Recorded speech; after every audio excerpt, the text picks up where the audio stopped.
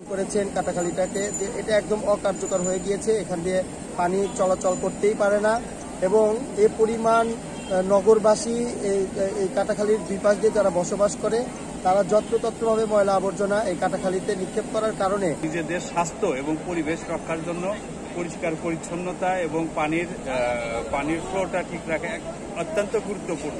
আমি মনে করি শুধু সিরাজগঞ্জ পৌর এলাকার কাটাখালী খাল পরিষ্কার রাখি, দূষণমুক্ত পরিবেশ গড়ি স্লোগানে সিরাজগঞ্জের কাটাখালী নদী পরিচ্ছন্নতা অভিযান শুরু হয়েছে।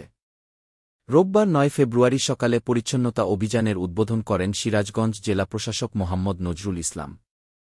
কিন্তু আমাদের ঊর্ধ্বতন যে কর্তৃপক্ষ রয়েছে তাদের আসলে দৃষ্টিগোচর না হওয়ার কারণে বা যথাযোগ্য সিদ্ধান্ত গ্রহণ করার না কারণে আমরা আসলে যেভাবে আমরা এক্সপেকটেশন করি যে সৌন্দর্যটা, সেটা আমরা আসলে এখনো পাচ্ছি না। তারুণ্য উৎসব ২০২৫ উপলক্ষে এই কাটাখালী নদী সংস্কার ও সংরক্ষণের উদ্যোগ নেওয়া হয়। এ অভিযানে অংশ নেয় সিরাজগঞ্জ স্কাউট ও বিভিন্ন শিক্ষা প্রতিষ্ঠানের শিক্ষার্থীরা। অনুষ্ঠানে শপথ বাক্য পাঠ করান জেলা প্রশাসক মোহাম্মদ নজরুল ইসলাম।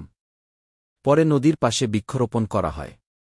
সিরাজগঞ্জ জেলা প্রশাসন ও পৌরসভার আয়োজনে এই পরিচ্ছন্ন অভিযান অনুষ্ঠানে বক্তব্য রাখেন সিরাজগঞ্জ পুলিশ সুপার মোহাম্মদ ফারুক হোসেন, সিরাজগঞ্জ পৌর প্রশাসক মোহাম্মদ কামরুল ইসলাম, সিরাজগঞ্জ জেলা বিএনপির সাধারণ সম্পাদক সাইদুর রহমান বাচ্চু, জেলা জামায়াতের সেক্রেটারি জাহিদুল ইসলাম, সিরাজগঞ্জ প্রেসক্লাবের সাধারণ সম্পাদক শরীফুল ইসলাম ইন্না প্রমুখ।